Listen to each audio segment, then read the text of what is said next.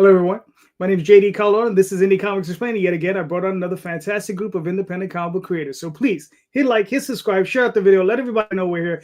And you know, I have a special co-host today. What? Oh, dang it! Oh, hello, everyone. My name is Daphne Lage, and I'm a cartoonist, illustrator, and comic book artist from New York. I have been self-publishing comics since 1992 with this reprobate, and I'm known for the furry fantasy adventure that he wrote, Tall Tales, that I illustrate, and also for my own book, Eagle Raven, Heir of the First Unicorn, which is currently on Kickstarter right now. Cool. What's up, everybody? I'm excited. I don't normally get to spend time on a stream with Daphne. You know what I mean? She's the real brains in the household. Oh, brother. And I'm excited, to be able to not have to dumb myself down for, somebody else, right? No. Well, what you call it? You mean you had to do that all this time? All the time. But I thought it just came naturally.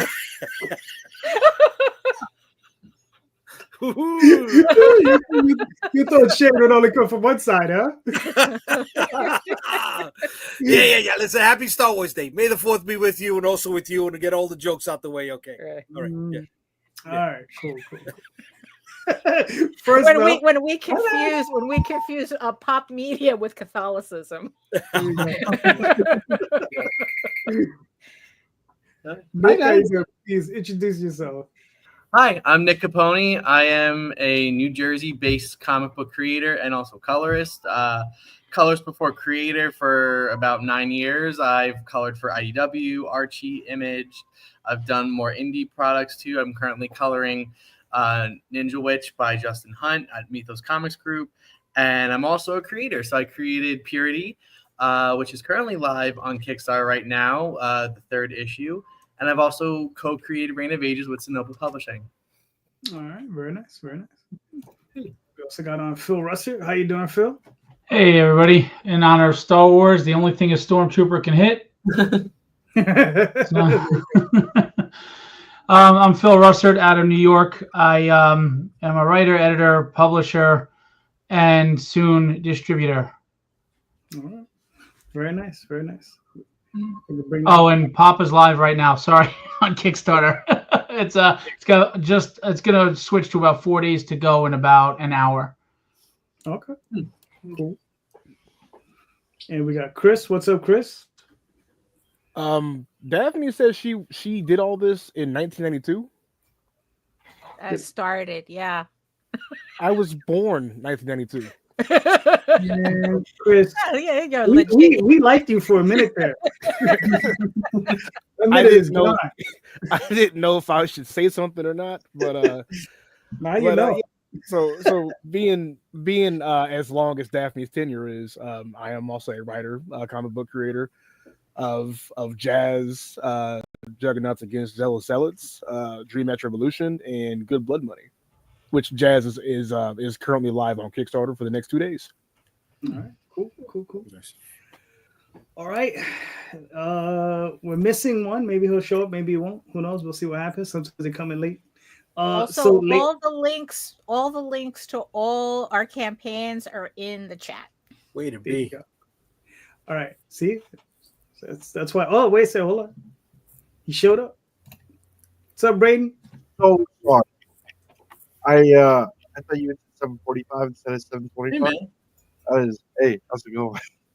But I was here. My bad. All right, you made it. Introduce yourself real quick. Yeah, Brayden Viloria, Haven Comic. I do indie comics. Launched Haven earlier this year, and Sketch Night is in pre-launch. All right, cool. Brayden, if you got any campaign running or the pre-launch page, put in the private chat. Yes, perfect. All right, so let's get down to the first question. Missed opportunities. We've all had them, right? Who here hasn't had a missed opportunity, right? We've all had them, right? How do you feel about them? And do me a favor. Tell us about one, without getting yourself or anybody else into trouble. Tell us about one missed opportunity that you had during your career as an indie creator. All right. All right. I'm not gonna throw it on Brayden because he just walked in. He's probably just getting himself together. So Nick, it's on you. Tell me or tell us. Without giving it away, there was a really fun opportunity to work on this one indie book. And, I slept on it for, a little bit, in a sense of, the person announced that they were looking for a colorist, and, I was so like, it really came down to just scheduling. Like, I really wanted to work on the book, but at the time I felt like, no, this book I'm on is going to remain for a long time. It's okay. Like, it's fine. And then lo and behold, that book that I was on fell through, and the other person for the book I wanted to work on chose another colorist. And I'm like, man, it was about like 4 years ago. And I was like, to this day, I was still salty about it. But I think it's ultimately, in my opinion, you move forward from it, but still there's some moments where you like look back, you're like, I should have handled that a little differently. Yep, we've all been there. Phil, what are your thoughts? You're gonna hate my answer, but I don't feel like I've ever missed an opportunity because I don't believe in missed opportunities. I think things happen for a reason, when you're ready for them, and I don't like to look back on things like that. And honestly, it drives my wife crazy, but I just don't care. I'd rather not be living with regret, so I just keep trying at whatever I want to do. And, whether I succeed or fail, at least I know I gave it my best, and it just wasn't in the cards. So I've never really been one to think missed opportunities. Sorry if that's a shitty answer, but I don't know. Kind of like Kirk doesn't believe in a no-win scenario. I don't believe in missed opportunities. I think that they'll present themselves if you get to the point where you're the person you need to be and in the place you need to be. And that's when they work out. All right, fair enough. Chris, what are your thoughts? Sorry, I was on mute.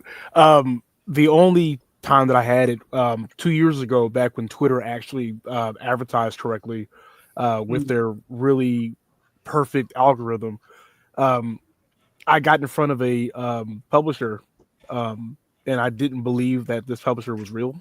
So I thought it was like a bot, and without saying the name of them, I turned down their request for more information on one of my books, and a year later, that same publisher now has like 6 different indie titles and are doing fantastic, and they won't return my phone calls. So, shit happens. Yeah, like I said, it happens. Brayden, what are your thoughts? Besides Almost Today, yeah, there was an anthology probably a couple months back, and I just had missed the deadline there for it.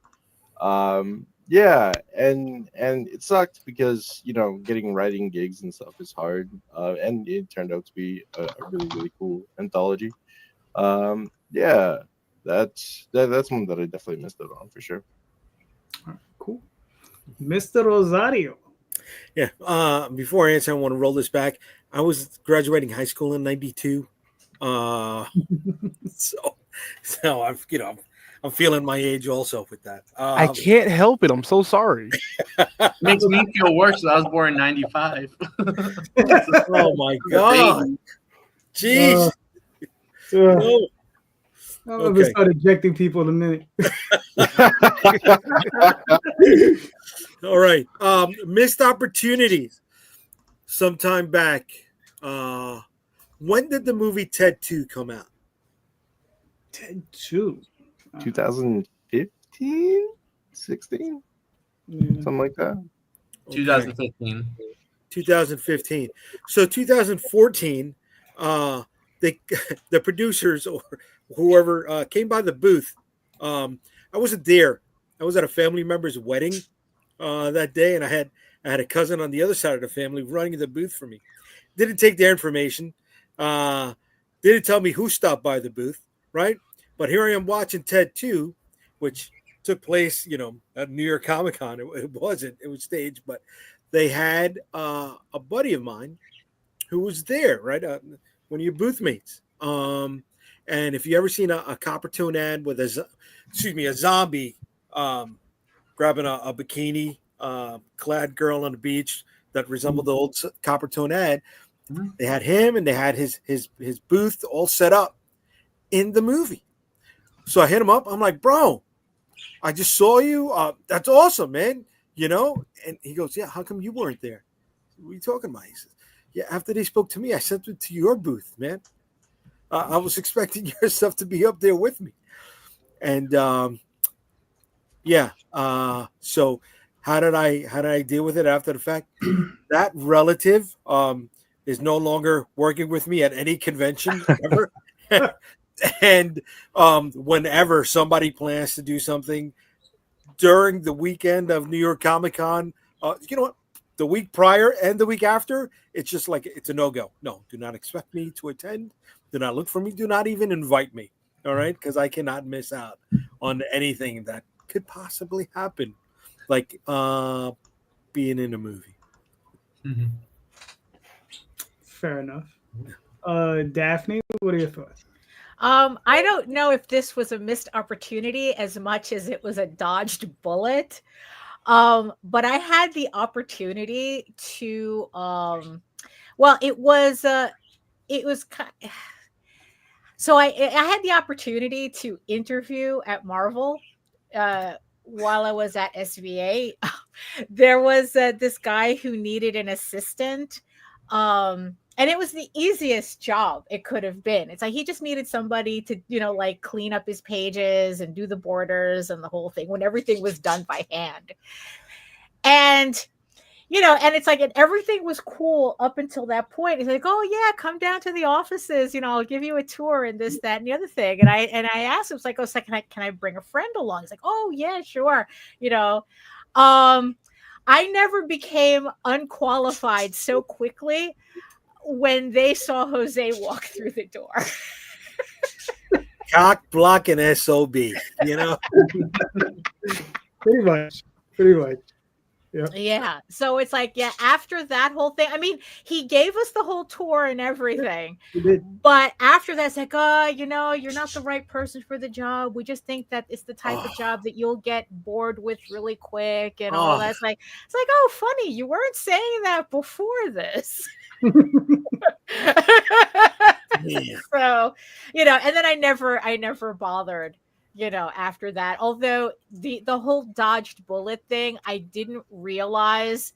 I probably didn't realize it until maybe several years ago, when I guess some nonsense was bubbling up, and I'm going, wait a minute. So yeah. Yeah.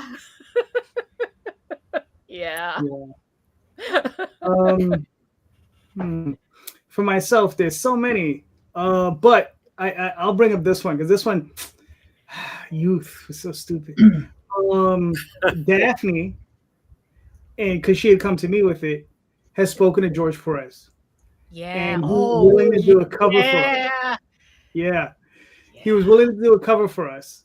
And at the time, George was mad cool. Not like he ever wasn't. He was always cool, but he had his professional price where he charged Marvel and DC, and he had another price for indies though. And it was $300 at the time. Yeah. And it's not like we couldn't afford it. It's just that we were young and stupid and thought that we had all the time in the world to get back to him. And mind you, that same convention, I had spoken to Joe Linsner. Yeah, for a cover. And except Joe Linsner panicked at my request because I was asking him to pretty much paint furries. And he was like, oh, no. But when I talked to George, I don't know. I don't know. It's I had more confidence in myself back then. But when I spoke to George, I was like, oh, yeah, no problem. And it's Man. Yeah. Yeah. Man. If there was any opportunity that I regret, it was probably not hiring George Yeah. Perez to do a cover for us. It's like, yeah, it's like I've lived with regret so long I should ask that bitch for rent.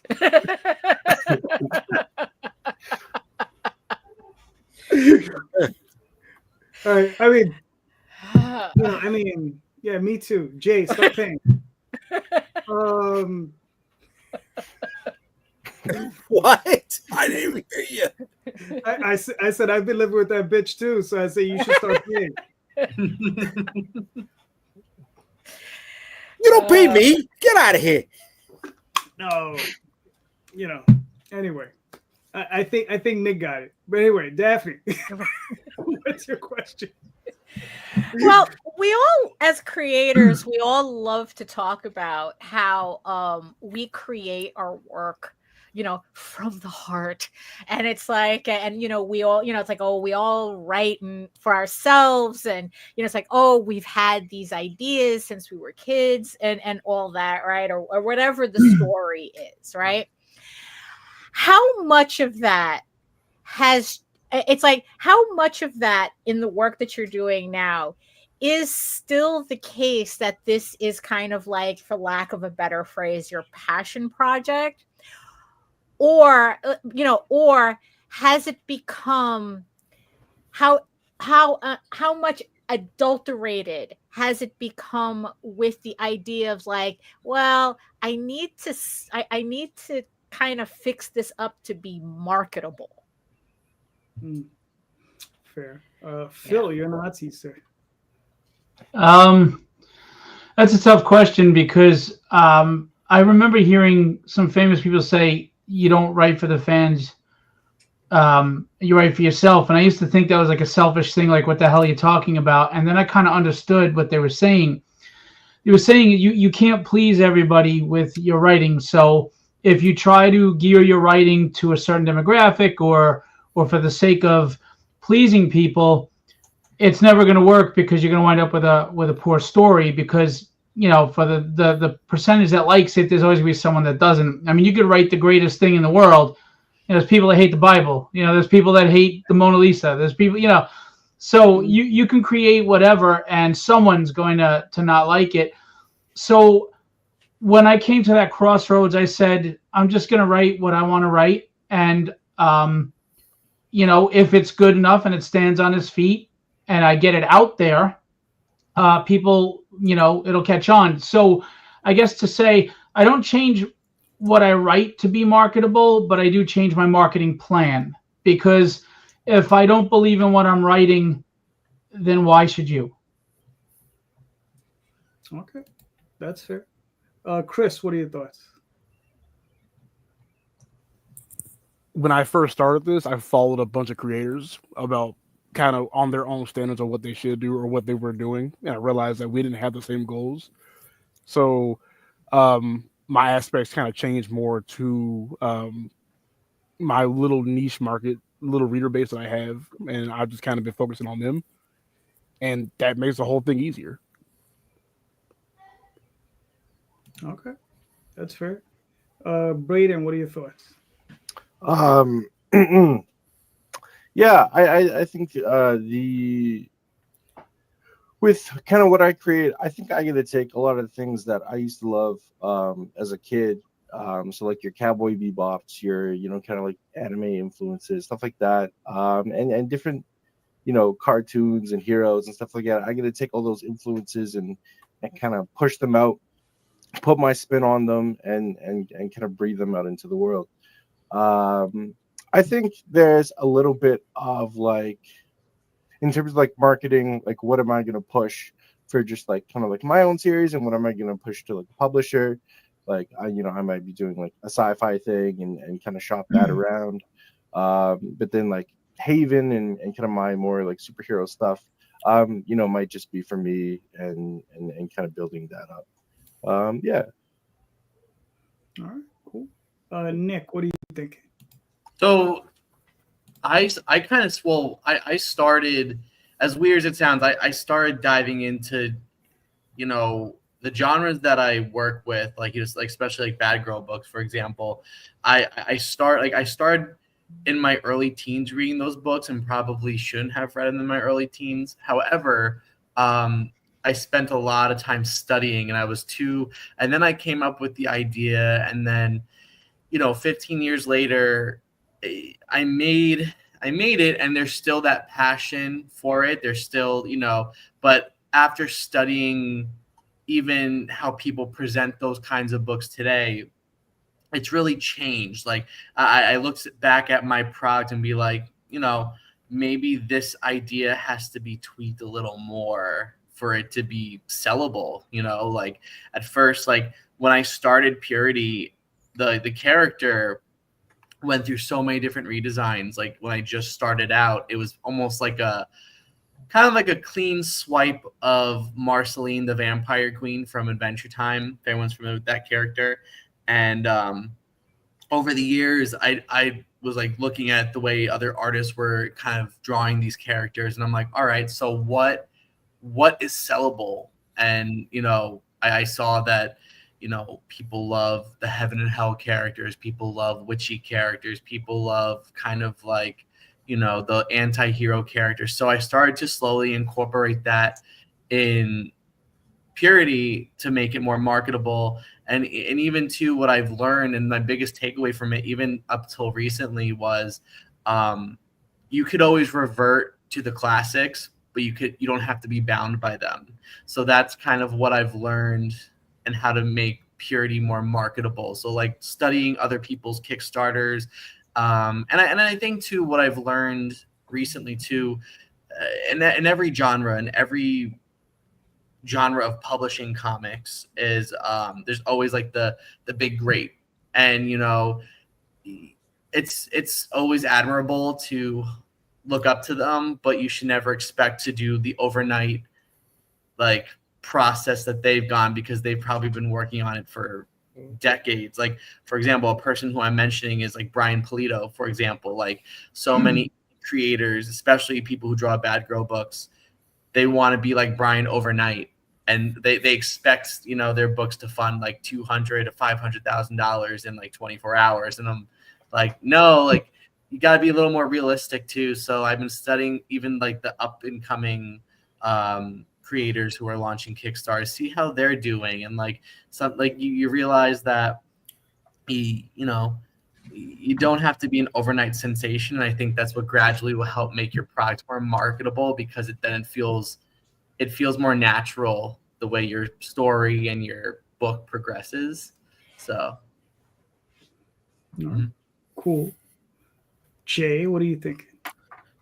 Yeah, so when my original idea didn't make money, right, I had to step it all up, right? I had to go from, this is not a kid's dream, right? If I want to make this work, I need to learn, I need to apply, I need to figure out how to tell a story, I need to make sure all the pieces of the puzzle are working, right? And then once you get the ball rolling, you find out more information. You find out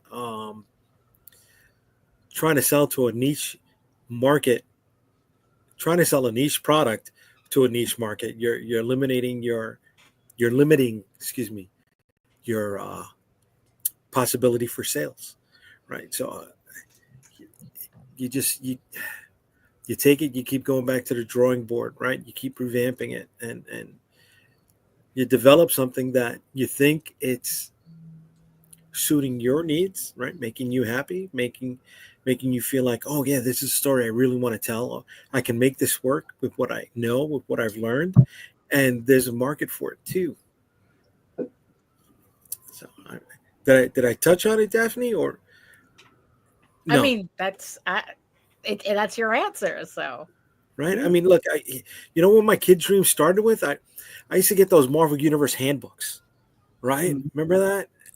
Yeah, I wasn't writing comics. I was writing bios to make extra entries like that on notepads and stuff. That's what I was doing, because I couldn't draw. Right, I was 9 years old and I had dreams, but there's little nuggets in there that I did save that I can apply to what I'm doing today. All right, cool. No, it's just all it's just all, it's just all, what I want to do with it, and I just share what I got. I don't, as far as molding it to a bigger audience is just not in the cards. At least not for the Oswald Chronicles. I mean, something like Magi's Graves was kind of a little bit more, molded, but even then I'm like, once I really get into it and I start writing more of those stories, I start going in a direction that I want to go in, and I forget the other direction. I'm just like, no, let's tell the stories we want to tell. Not it's never a thing. When I did commercial work, that's when that stuff came into my mind, right? For the period that I did it for, that's when I really focused on that. But my own work is just about what I'm doing, what I want to do, and telling the stories that I want to tell in a way that I want to tell. Because when you work for a publisher and an editor that's paying you, you got to work in a certain fashion. There's certain expectations, and you can't always tell a story from like the fourth character in the background, and they're like telling this weirdo story about your character, and you're like, okay, and you're kind of experimenting with it. You like, as a writer, you're like, okay, let's see how we can maneuver this through this course. Whereas an editor is gonna be like, no, it has to be from that character's perspective or this character's perspective, or more mainstream, something that's not going to confuse the audience. So, yeah, but I'm more of when I do my work, it's definitely for me, and it's definitely I'm sharing it with everyone. Now I try to do my best to present it in a way that everyone will like it, but sometimes it works. Listen, selling magical mice books on the Kickstarter is tough. That's all I can say. So Daphne, ask your own question. Well, I wrote the story that I wanted to write. And in the end, it's like I had to just accept the environment that I'm in, currently. Especially like really, like finding out like, what really like moves on Kickstarter and the type of books and I mean, there was one project that I did that I specifically manufactured for a particular audience, and it was a lot of fun. But if it wasn't for one mistake that I made, I probably could have done better with that project. But like in the end, even the results, even doing that, it was just like in the end, the results just told me that it's like, you know what, stay the course. It's like each market is its own thing, and I'd rather in the end just start off finishing the story that I want to tell and find the correct environment I'm supposed to be in, as opposed to like specifically changing things because like, oh, well, if I do it this way, it'll, maybe this audience will be more interested. It's like, no, it's like I'm going to do my own thing, and I cannot be the only person who likes this thing that I'm doing. So the trick is just like finding where those people are and go to them, as opposed to trying to manipulate a situation that I don't necessarily want to be in. And like I said, even though the other project I enjoyed doing, it wasn't the effort I really in the end wanted to. I just didn't want to put all my effort into that just to make a couple of extra $1,000. I mean, unless you jump on a trend, it's really hard to predict what fans are gonna like and what's gonna be the new thing. So just do your thing, and if you're lucky, you catch fire. You are the new thing, But it's too unpredictable a fan base, I think, at this point. Other than jumping on a current trend, which just burns out fast anyway. Right, exactly. And it's like, look, it's not like Eastman and Laird created the Turtles thinking they were going to be the next thing. They were just two guys fucking around and lucked out. Yep. That is definitely what I wrote down. Yeah. All right. Jay, what do you got? I got nothing. You got a loaded house. You got a lot of campaigns that you got to put on. Show people stuff off, baby. Let's go. Jay's bailing out. He's bailing out. Okay. He's bailing out. No, Jay. Ask a question. Okay, so I will ask the question. All right. Listen, you asked me, I will ask the question. All right, I was trying to give everybody else, some airtime, but I will ask. Okay. Don't worry, I'll cut you off when I'm ready. Oh, you motherfucker. All right. All right. What do you do? Capitalizing tacking on to Daphne's question. All right. Do you continue to work on your passion project or that first project when you have an opportunity to do a project that maybe you're not that much interested in, but that new project will open more doors for you and you will learn things that you can apply to your passion project?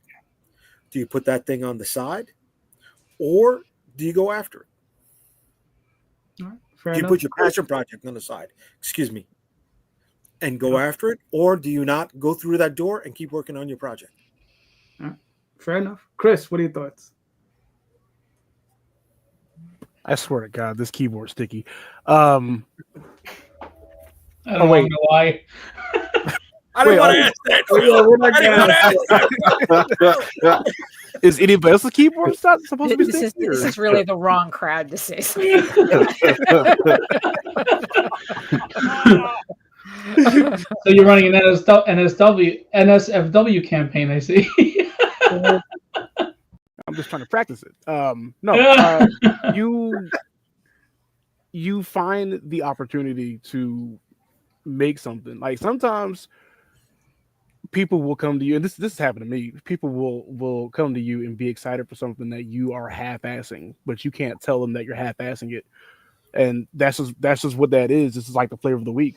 So no, you just do the project, and you may grow to like it, you may not grow to like it, but at least you'll be able to eat off of it. I think people forget. Your passion project, or do you go through the door? Oh, through the door. You go through the door. Okay. Through the door, because I would rather want to be able to eat doing this versus having a passion, because like you can't eat passion. It sucks, but you should get something out of it, and sometimes things work out the way that they do. But yeah, no, definitely passion project. I mean, not passion project, through the door project. There you go. All right, Brayden, what are your thoughts? Can I do both? Is that are we able to do both? I'd probably work on my passion project on the side, and then kind of main focus be kind of that through the door project. Like if it sets you up with like a learning opportunity, connections and being able to grow, right? A platform, an audience. Yeah, like that's huge, right? And I like I said, I definitely wouldn't want to let my passion project die by any stretch of the imagination. Still working on it. But if I can take things right from this door, from this opportunity, from these people, experience, and put it into, down the line, my passion project, absolutely. And I don't necessarily think that everything needs to be done, like right now, right? Just because I put a pause on, the passion project or let off steam, right? A little bit. No saying I can't come back, with a straighter head and more experience. Yeah, fair enough. Nick, what are you thinking? So actually, when I just started in my career, I did have a passion project where I was working on a webcomic for a while, and the way I was like promoting that, I like started to slowly build consistent followers. And then when I was at the point where it's almost like I didn't know what to do with the webcomic, so I just put it on the back burner. It allowed me to do research of, other projects to, what can entice my following, but also bring in new people in. So that's what I kind of did when I started breaking into more like the indie books, and then just seeing overall what people are buying, but what can you do different? Like, you know, and even up till now where, you know, how do I keep the readers engaged beyond the cover of the book? And like, that's something I'm always constantly doing more and more research on, and like how, you know, how to remain consistent with that, to bring in more following. But I ultimately think, to answer the question, I think the passion project that I had kind of gave me a somewhat of a foundation to where I am now, if that makes sense. Like, it allowed me to like have a ground to work off of, and even if that plan had to go on the back burner or shelved, it would still make me aware of, you know, the following that I've gained from it. Like, I could still, you know, essentially, I remember working with a writer who said, as long as you get or grow a fan base, if like, yeah, it's cool to get like 50, 60,000 followers off of the books you make, but if you get like 900 solid people backing your stuff or like buying whatever you produce, that's successful. So I feel like the passion project I did kind of like kick-started that for myself. So I think ultimately it's different for everyone, but for me at least, I think the passion project, while I did end it, it helped. It helped in the long run. Okay. All right, cool. All right. I think Daphne had to step away, so I'll answer the question. All right. So, like I said, when I was working professionally, and to also tag on to what Nick was saying, the stuff I had done before I had taken a professional work was passion work. And it was through that I was able to build the skills that I had that got me the jobs that I was able to get during that period. You know, so it was those passion projects that I worked through that was able to get me that work. And it wasn't so much a thing of pushing the passion projects to the side. It was more of a thing of just working it, and just doing a little bit at a time on the passion stuff. Yeah, at the time I was doing it full time, so maybe the passion projects only got an hour or two a day, whereas the full time stuff got full time hours. And that's just what it is. You just put in some time. You just can't give it a bulk of your time the way you used to. Right. Yeah, and that's how I see it. I think you can still do both, but you guys gotta understand where you're at with the project, and just be realistic.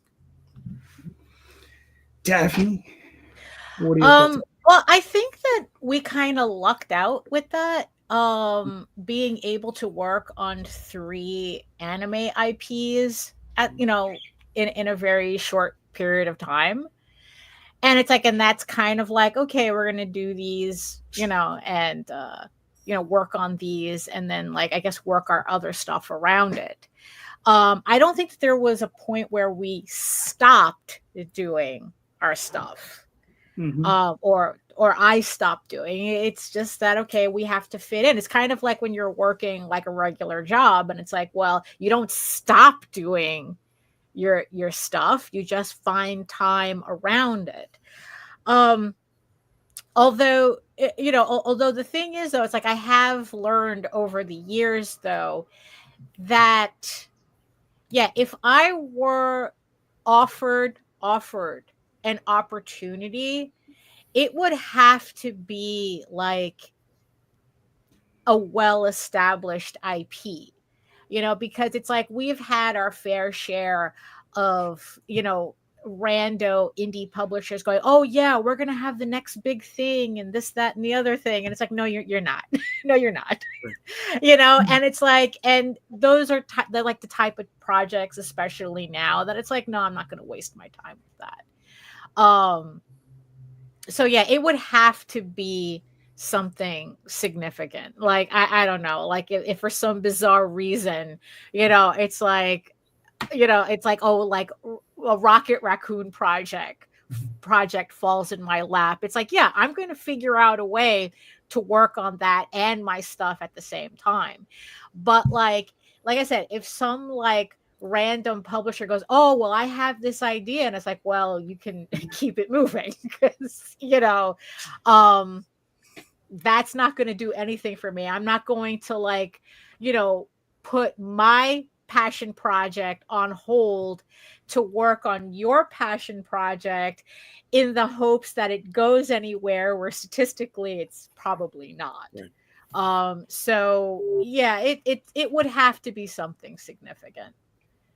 Also to Randy's point though, I always remember, actually it was the previous one, it's the half-assed project that always gets I always remember this anecdote from Tina Turner saying how she always hated What's Love Got to Do with It.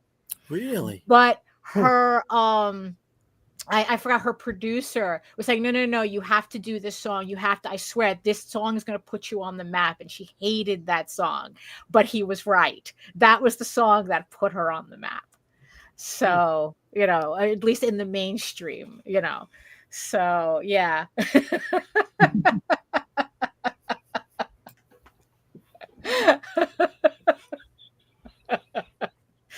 Yeah, you'll see my absolutely famous lettering. Mm. All right, Jay, answer your own question. Well, I was thinking about, the Kirkman Manifesto, right? You go through the door, you take that opportunity, right? You're gonna learn maybe new commercial production techniques. You're gonna be introduced to, their marketing machine, and network with all those different outlets, so they could get to know your face. Your name is going to be in all these different stores because you became a part of that machine. And then when you're ready, you take all of that info, you take all of that equity you've built up with yourself and with the fan base, and you bring it back to your own passion project. Right? You can always go back on it. You can always work on it. Mm-hmm. Right? You don't gotta. I mean, if you do both at the same time, sorry guys, I in my opinion, you're gonna do a shitty job on both.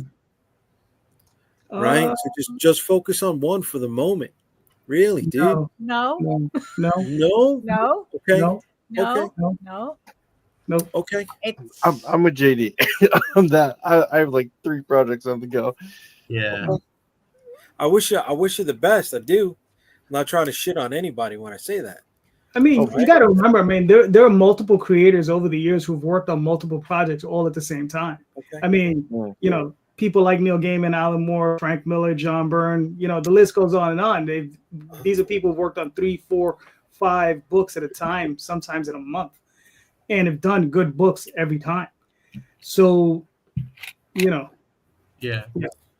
I will, Oh, also, just for the record, too, is that Randy Zimmerman, he's the only other publisher I have ever gone out of my way to do work for.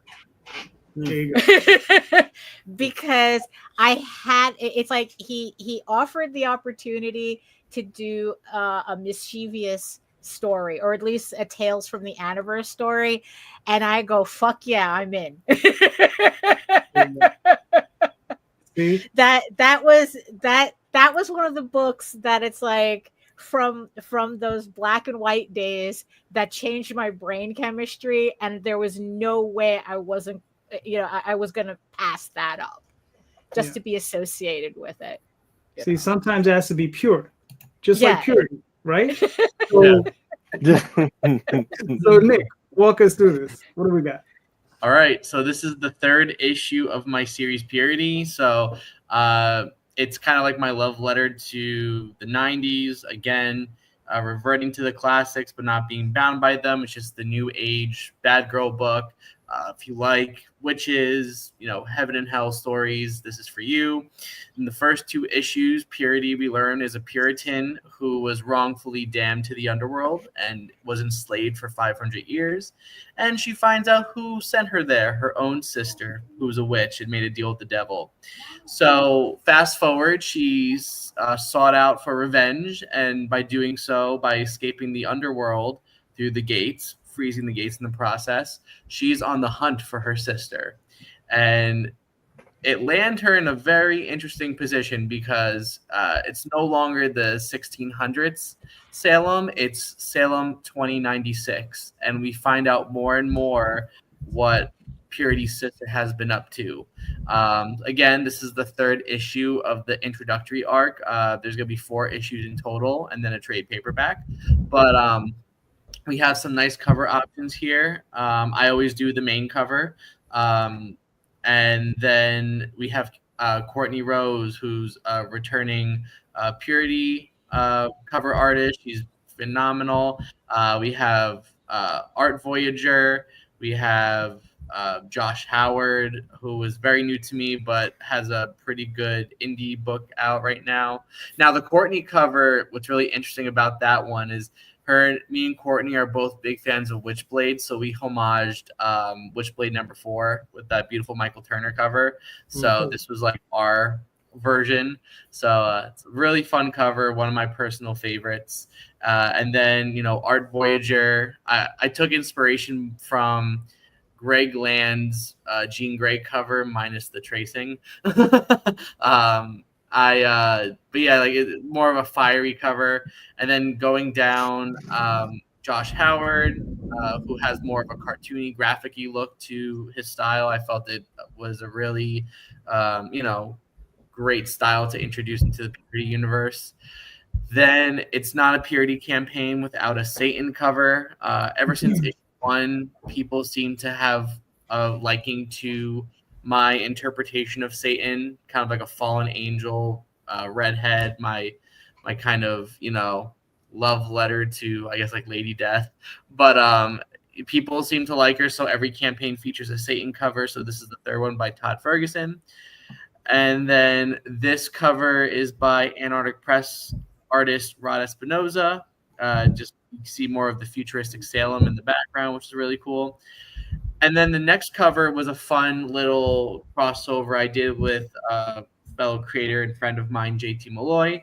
So I told him, let's take it back to the 90s with this one. Let's do crossover covers. And when people back this cover, they'll also get a digital PDF of Sapphire Spectre #1. And then I also did an accompanying cover on JT's campaign launching soon, and backers of those will get a digital copy of Purity #1. So it's a really good cross-promotion deal. It's a really cool indie special. Then some of the pages in here, story, pencils and colors by me, inks by Pedro Marasco, and then incoming letters by Tori Wilkinson, all edited by Vaughn Coleman. And then some rewards. I always bring back the digital tiers every issue. Bless you. And then also for add-ons, I added on two if you don't want the digital catch-up tier, I also, in the add-on section, I added physical copies of issues 1 and 2. For $15, you get the digital poster by Dan Donnelly. It's a very nice homage to 90s anime in all its glory. And then all the cover tiers are 15 buckaroonies, as I like to call it. But yeah, so $15 for each cover. And then when you go all the way down, there's a mix and match tier. So say if you can't pick one cover, you mix and match 2 covers or 4 covers, depending on the scenario. And there's also a sketch cover tier. That was one thing I noticed people asked for last campaign, and I made it more as an add-on, but I made it a full-fledged tier this time around. I have my commission tiers. And then this was a fun tier going all the way down. I offered for $500, the final tier, it's an indie special. So I kind of open the stage up for, writers and other creators. They get all of the rewards, all the covers, all the digital tiers, and they'll also get an 11x17 cover commissioned by me. You get full pencils, inks, and colors. It'll be ready for your campaign. So I felt that was a cool indie deal I put out there, get more cover work, and also, someone's looking for cover artists. We have some stretch goals over here. We have each campaign has a trading card. So this time around, it's Mary Adams, Purity Sister by Fernando Ruiz, legendary Archie artist. Then we have our sticker bundle, as always, for 6,000. And then 6,500, we have the Sky Maiden Studios bookmark. That's my publisher who puts out Purity. And then for 7,000, you get a shout out in the book. There's going to be a thank you page. So lots of fun stuff. Like I said, it's the third issue going into the fourth. I'm aiming to launch a trade paperback next year with all 4 issues plus a bonus story. So it's definitely, you don't want to miss out on this one. There's a lot of fun stuff happening. All right, cool. Thank you. Looks good. You still got 13 days. You got some hustling to do, but Yeah. But you can still got 13 days, so you can make it, because you got 90 backers, which is a decent amount of backers. So Thank you. All right, cool. It's a good looking book. So everybody go check it out. Very nice. Thank you. All right. And now here's one, none of us can ever get away from, right? It's our pops, right?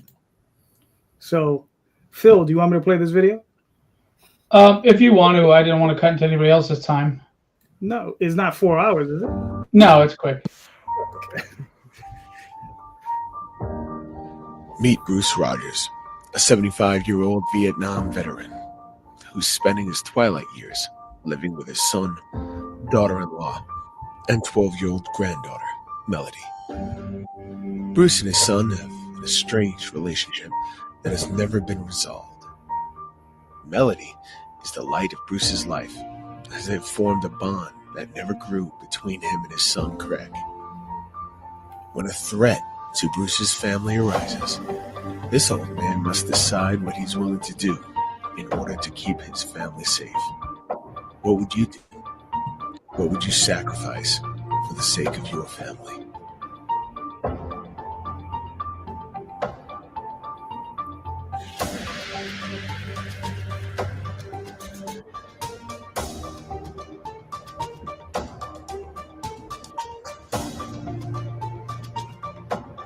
Ignore the coming 2024. I'll explain that in a minute. Gotcha. But anything under 90 seconds is usually really good. But we've run longer, so it's not a big deal. Yeah, no, short and sweet. Attention spans. There's so much out there for people to be looking at. You want to make sure that you get their attention and then let them move on. Long story short, Papa was supposed to be a 110-page graphic novel, but as you know, paying fair wages is very expensive to make.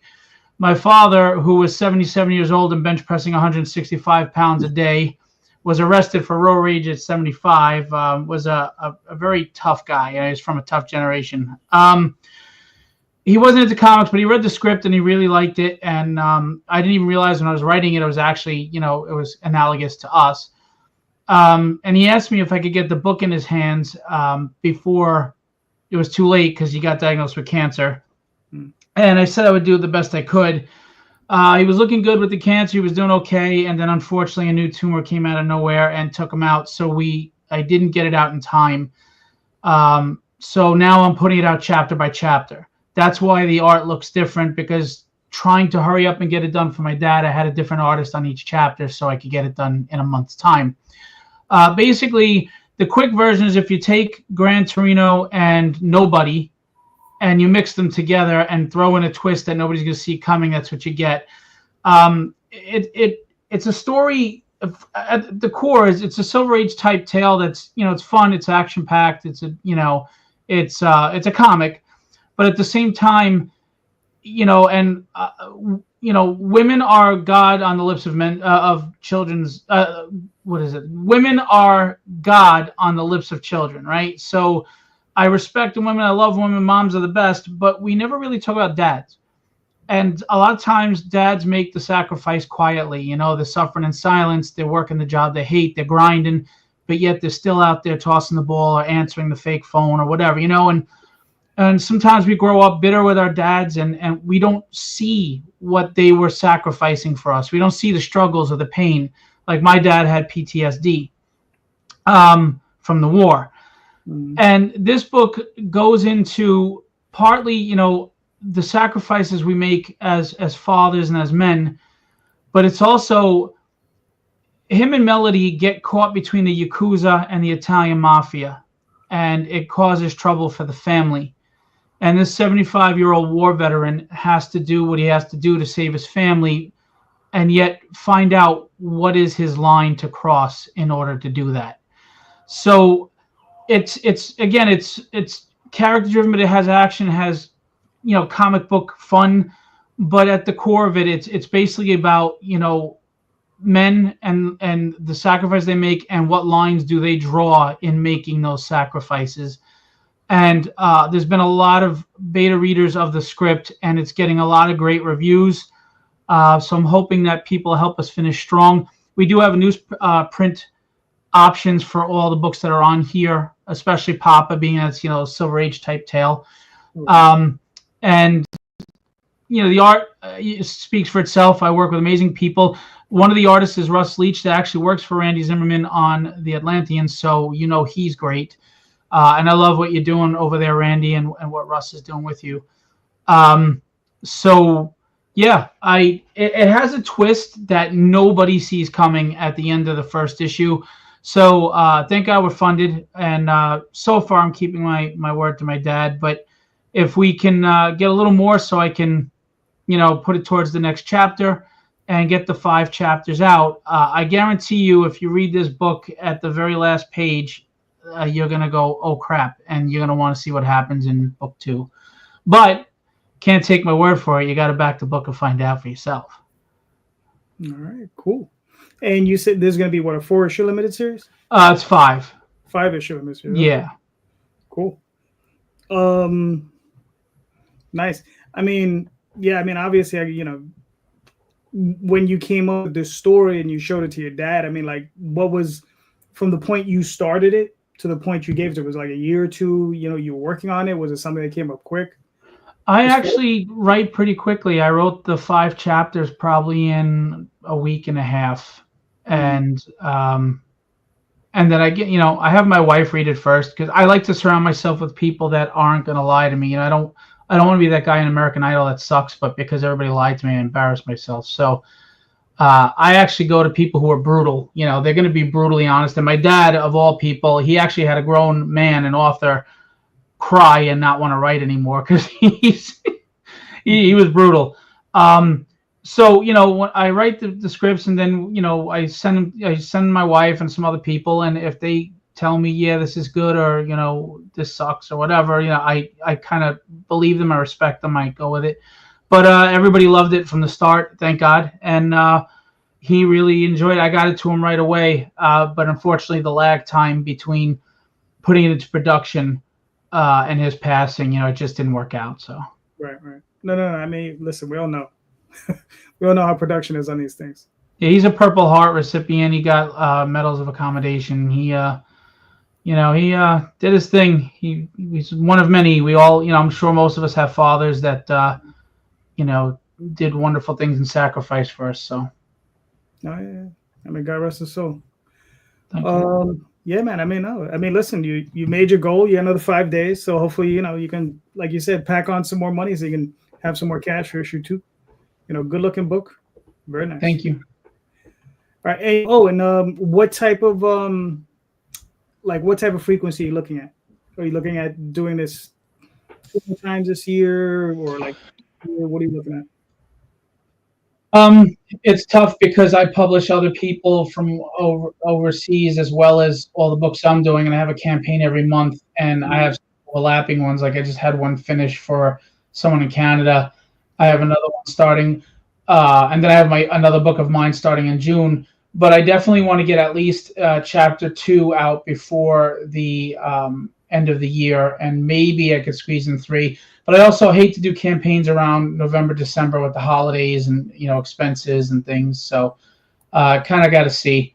But I'm just glad that this has funded and that hopefully it stays funded and we could just move forward from there. Because I mean, I really do. Obviously, we all believe in what we're doing or what are we doing, but I really do think it's a good story that people will enjoy.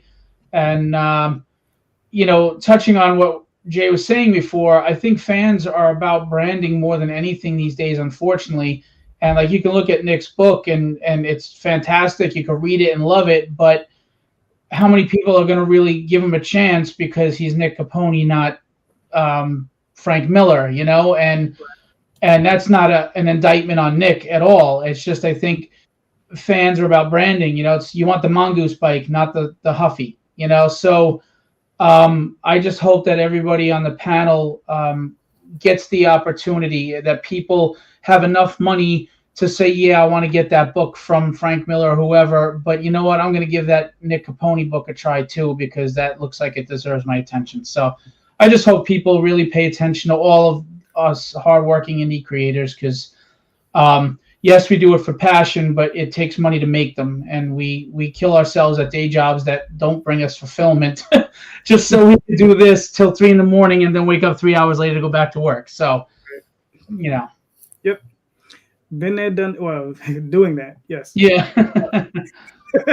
Yeah. All right. I mean, listen, man, it looks great. I mean, like I said, you got another 5 days, so hopefully you can get a few more on there, man. Awesome. Thank you. I appreciate you showing it. Okay.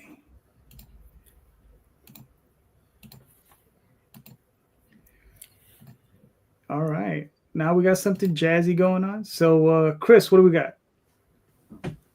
So we have what is my flagship that I've been doing for the last 2 years. This is Jazz, which stands for Juggernauts Against Zealots. It is a action manga-like comic. I am very inspired by the year of the 2000s media. So if you ever held on to a Dreamcast, or you've ever seen a commercial with Sonic, or if you've done both with Sonic on Dreamcast, this is where my thought process comes from. This story, in this cyberpunk city, portals appear over this city and spawn monsters. And with the monsters comes the allure of where they, where they come from, who's making the portals, who's doing, it's a bunch of questions that are going to be answered over time. But all we know right now is that there are 5 individuals who are augmented through their own technology that are fighting back against this small incursion, and they're trying to link these portals to their government, who is instead of giving the city protection, they're telling people to look away, and everything's fine. So you get a little bit of the detective investigation on how connected they are. This is the 3rd chapter. There are 4 chapters in total with Jazz Zero. I believe it's on Global Comics, but it's free to read. But Jazz 1, 2, and 3 are on here. Also attached to this campaign are my other books. So you're looking at Dream Match Revolution, which is a wrestling comic about a rookie whose only goal is to wrestle her idol and will do whatever it takes to do so. And then the one beneath it is Good Blood Money, which is a mature book about a assassin who is only killing to pay for her brother's medical bills. Very dark story on that one, but we've got stickers. We've got all types of yin yang going on here. Like I said before, this is my flagship. So if you've ever heard of me in passing, which you have not, this is what I'm mostly known for, give or take. But like I said, manga JD, who has a history with Tenchi Muyo and other anime projects, knows exactly where I'm coming from with this kind of direction. So so far it's been pretty good. This is my 3rd book in a series. It's also close to my lowest one. I didn't do much advertising, and I had a much shorter campaign because I'm trying to push it out ASAP because we're working on like I think 2 new IPs after this one. So I'm kind of trying to get this one out the door and fund it so we can work on the other other stuff. As you guys said earlier, the other passion projects. Right. No, it's really cool. Look, it looks great, man. I mean, it's really nice looking. I love the style. Well, thank you. You know. And sorry, was that Ash that does the art there? Yeah. If are you guys familiar with Ash Kahari? No. Okay. I figured I was like, oh, so okay. Yeah. So my artist is actually one of my longtime friends in the space. She signed on to do the artwork for Jazz after Jazz Zero was finished, and we just kind of been back and forth the whole time. If it's not Jazz, she's working on Dream Match Revolution. Her wife works with me on Good Blood Money, but we have another project coming out later on this year that's supposed to be a lot more niche in a way. But I feel like the more niche I go, the better my profit margin and my creative well goes. And I feel like this is where I'm kind of headed at. So expect more weird things that are not the normal. Daphne probably she said earlier about the furry book she's done. I'm dipping my toes into the furry genre, so I might come back and ask you. Yeah, I might come back and ask you about it. I'm kind of curious on that. So you said this is all right. So in this arc, how many issues do you think they're going to be? In this exact arc, it's one more issue, so it should be up to 4, and then once 4 is finished, then we'll just drop it as a volume and go from there. All right, cool. Listen, it looks awesome. I see you already funded, right? You got another 35 hours, so now's the time to jump on, folks. Get on there quick. So yeah, it's an awesome looking book, man. Very nice. All right, cool. Let's see. And anybody who's looking into any of these books, right? Daphne put up the links at the beginning of the chat. Yeah, they're in the chat. All right, cool. Let's jump on them, folks. And then we got Sketch Night. Brayden, what are we looking at? Yeah. So this is Sketch Night. This is set in the same city as Haven. Kind of a connected universe, connected city, I like to say. And yeah, so I wanted to make a badass superhero that's in a wheelchair normally, that gets powers through mutations. That is kind of a mystery as of right now. And gets these cool powers, gets a cool hoverboard, and you kind of see more of a street level hero. Inspired. A lot of inspiration from like Spider-Man and Full Metal Alchemist. These will be in like close ties with Haven. So this happens 2 days before the events of Haven, and so just keeping things kind of like closely connected in this shared universe. It follows William Wilde as he navigates high school, friendships, and then a crime syndicate that he has to deal with. And it's I wanted to do something again like more street level, less like intense than Haven. I feel like there's like emotionally you kind of like go through the ringer with that, but with Sketch Night I wanted something more kind of like set your own pace kind of thing, and just kind of like feel the vibes of the city. That's Sketch Night. All right, cool. Now I see you using a different artist. So where did you find this guy? On Facebook, just through like the groups, like the connecting artists with writers and all that stuff. Victor Silva is his name. Very, very talented artist. He's done great work. I keep lucking out. I don't know what it is with that, but yeah, I'm super happy with what we've been able to do. All right, cool. Now, when do you expect to launch? So want to launch in June. I want to give May kind of like as a pre-launch area, build up as many people as I can, and then June for sure. All right, cool. It's looking good, man. Looks nice. Thank you. Looking good.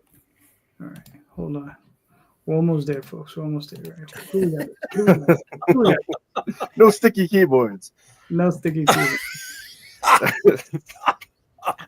Hey, I cleaned it. I cleaned it. It's fine now. So what happens Look, it's just easier to just throw it out and buy a new one. what happens when They're you do too affordable many of now. those? So what happens when you do too many of those NSFW campaigns? Uh-oh. Well, yeah. Daphne, want me to play the video? Yeah, go ahead.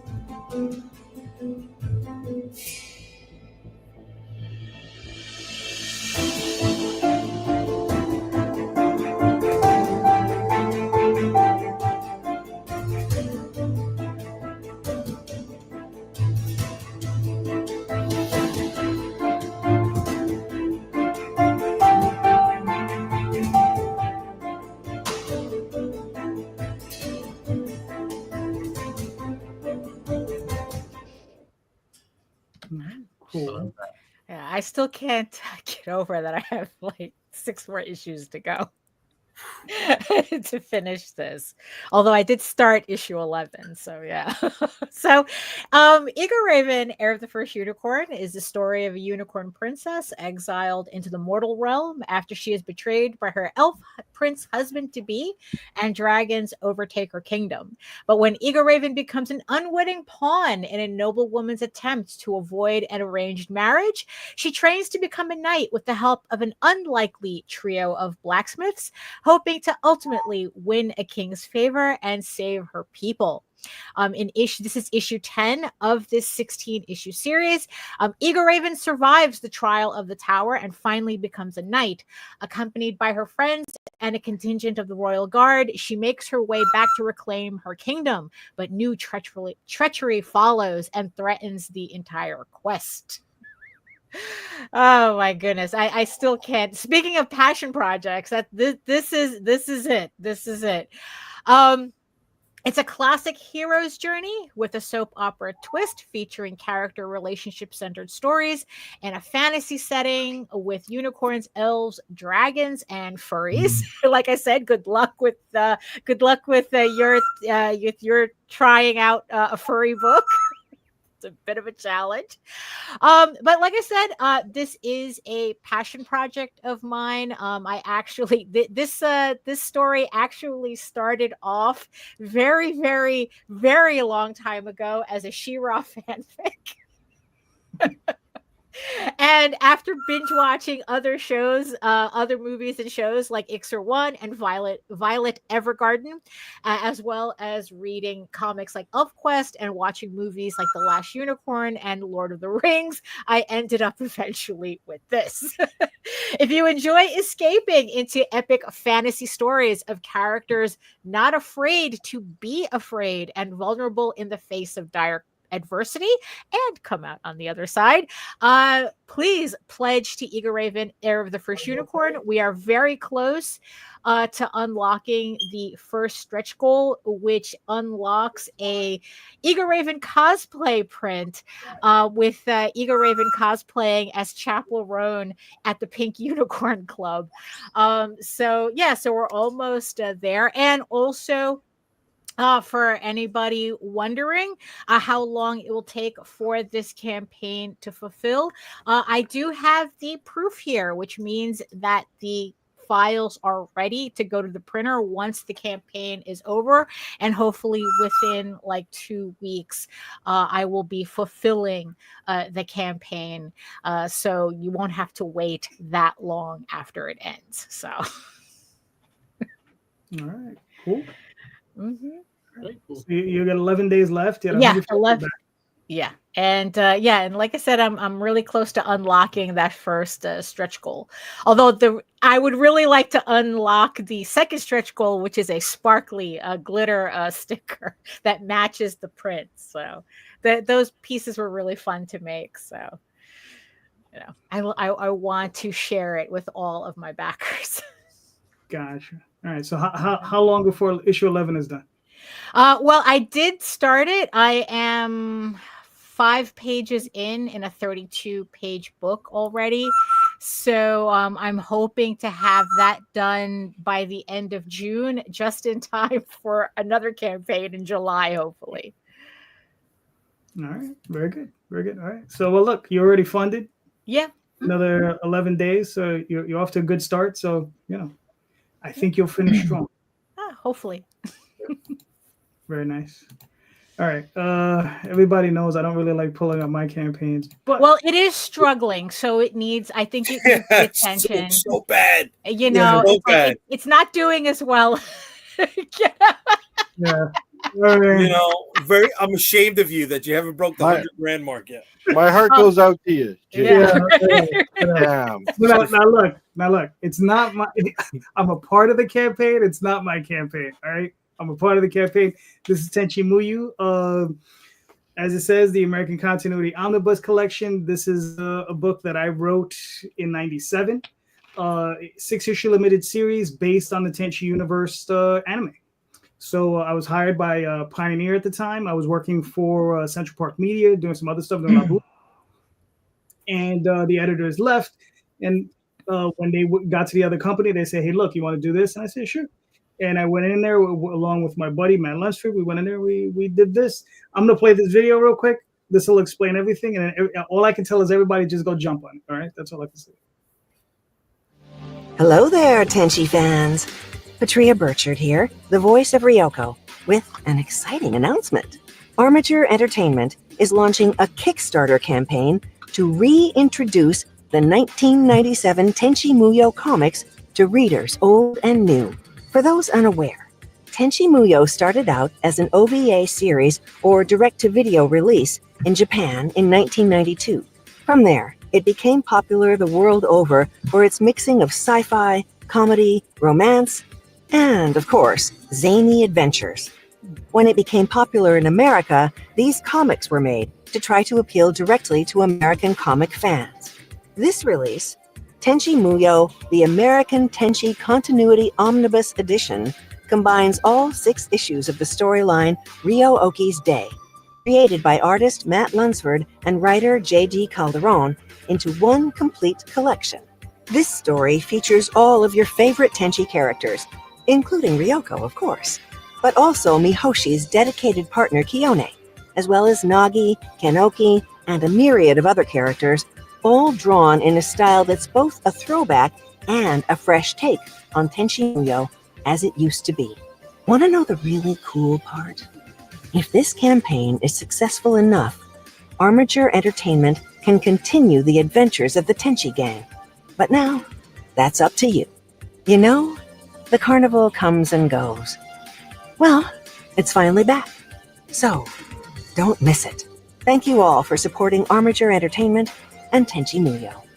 Until next time.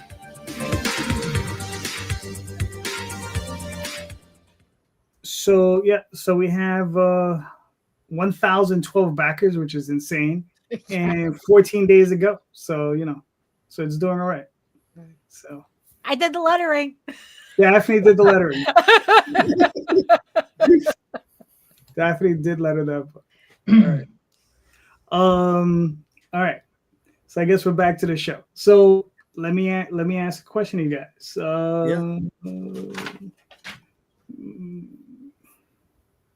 Okay, here's one. Do you feel you could survive in indie comics without crowdfunding? Right? Brayden, you're up. 100%. I think I can survive in indie comics anyway, just because this is what I want to do. I think with anything, if you want to do it enough, like if you have enough go and determination with it. I think I think 100%. Like I truly believe I would find a way to make it work. No matter the circumstances. Kickstarter is great, but without crowdfunding, I mean, there's other avenues, and yeah, I just wouldn't want to stop. All right, fair enough. Nick, what are your thoughts? I'm gonna say yes as well. I guess it's more of like a soft yes because I think a lot of people now are kind of reverting back to pre-crowdfunding days where they're either just putting it out themselves or trying to pitch to a publisher. Even with like Image and other royalty-based companies, people are still doing it. I think the one thing I like about crowdfunding is that it gives almost like a direct following, like the people who want your books, back your books, exactly who it's going to. I think reverting back to how it was,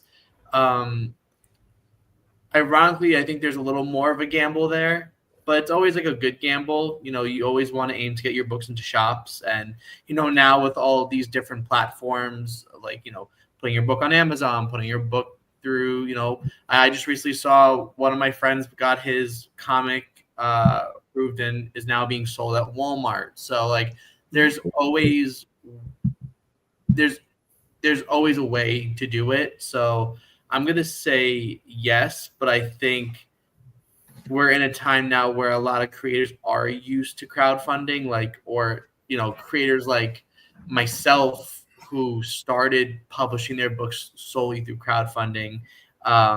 There is that risk of, just changing the pace and going through a different avenue, and, you might fail or you might, struggle, but I think there's always going to be a way. So who knows, in the next 5 years, a lot of creators might revert back to, how they were doing it for the past 30 plus years with indie comics, where you just like go back into the shops. So. All right. That's fair. Phil, what are your thoughts?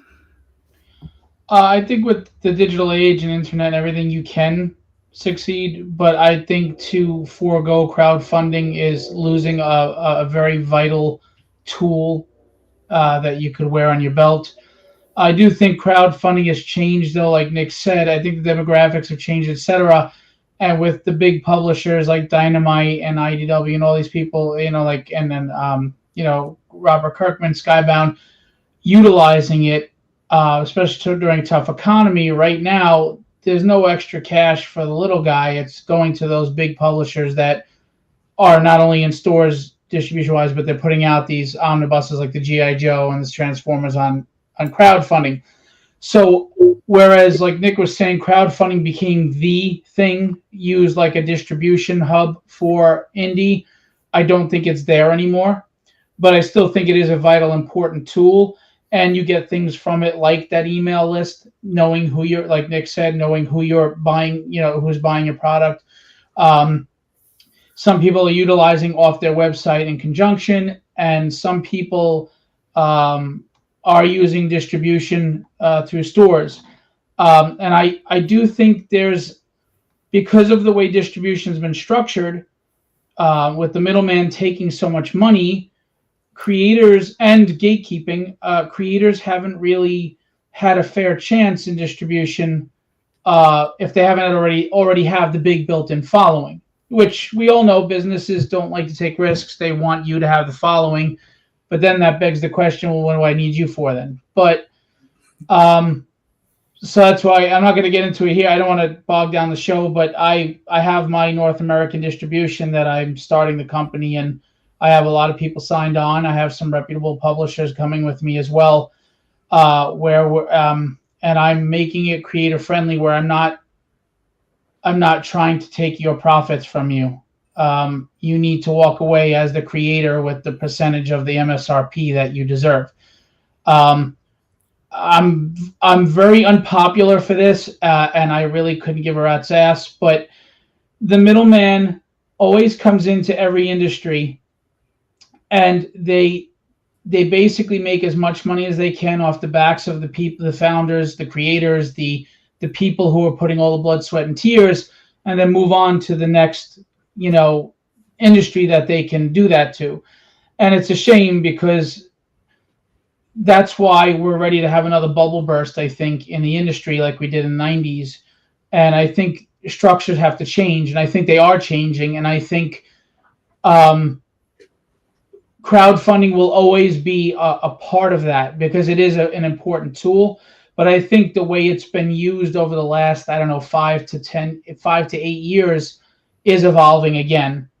And people are finding other ways to not just solely rely on crowdfunding. But I do think you could survive without it, but I think you would survive better with it. That's fair. Chris, what are your thoughts? I mean, what's the like alternative for crowdfunding if it's not a way to both get money for your works and to build it, build a whole audience? What we had prior to crowdfunding was the Wild West. I feel like it's a structure that I can't live without personally. If I were to lose it, I don't think I would be anywhere in indie comics. So no, I need it. All right, that's fair. Jay, what are your thoughts? I could. I don't know if I want to. Mm-hmm. Right. I was in this before crowdfunding. Right. I was doing the con circuit. That hustle of doing 2 or 3 cons a month. I don't get that in me. Right. I'm doing 2 or 3 a year, maybe, if that. Right. But it also shifts the idea of what I'm doing at a con, right? So right now for me, a con is more of a marketing event, whereas if it was not for crowdfunding, it would be a fully sales motivated event, right? And I'd be worried about, okay, did I make enough to cover all of our expenses to cover this book, X, Y, and Z? And there's a bit more pressure. Whereas as a marketing event, a little bit more carefree. I'm inviting people into my living room, showing them my wares, right, when we're at the event, and putting forth a better face, right, not being stressed out. So yeah, I don't know if I want to go back to the hustling and the grind again of that. I'm going to be 50. Fuck that. Really? Yeah. Shit, I thought you were like 58 or something. Motherfucker, if I'm 58, you're like 72. Yeah, but I still look better than you. Oh, come on. You got that LeBron pushback, bro. Come on, baby. That hairline is holding me back. That hairline is beyond the medulla oblongata for you, babe. Come on. Come on. Okay. That's okay. I just like I can live out with that white beard of yours, Grandpa. Oh, you like that? Yeah. Like that? You like my Stanley sideburns? You like that? Yeah, boy. Just remember, Stanley made it. You can make it too. They said Stanley didn't make his 80 million until Spider-Man 1 came out. So let's roll that back a sec. Good for her. Good for her. Daphne. So what are your thoughts? I mean, the money's nice on Kickstarter. Like I understand the thought of like not depending on a platform, especially lately. And sometimes you do have to think about, like, oh shit, what happens if, Kickstarter, disappeared? And the thing is though, it's like, I did comics longer than Kickstarter existed. So in the end, it depends on what your definition of, making it in indie comics means. If it's actually doing comics, that happens with or without Kickstarter. Kickstarter makes it easier.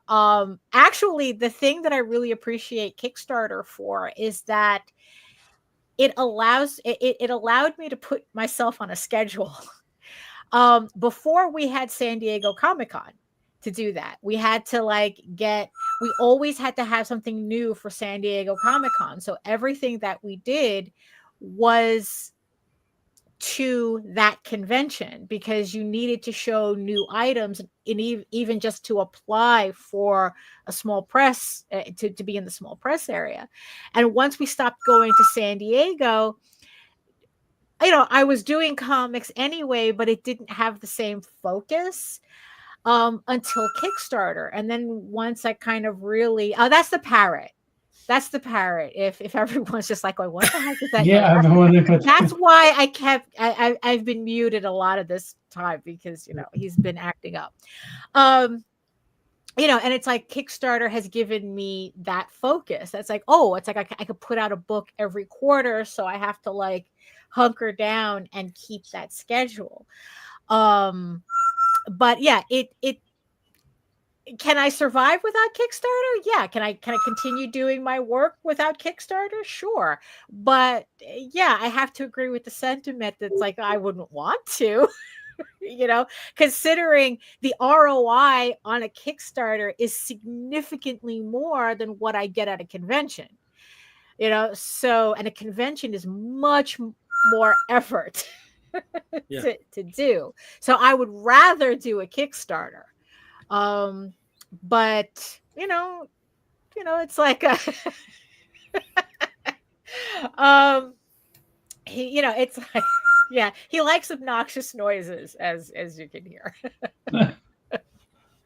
He's less likely to say words, but if a sound annoys you, that's what he zeroes in on. Yeah. He's trying to get the cat killed. Yeah. Somebody walked into the store. Dude. Right. New customer. Yeah.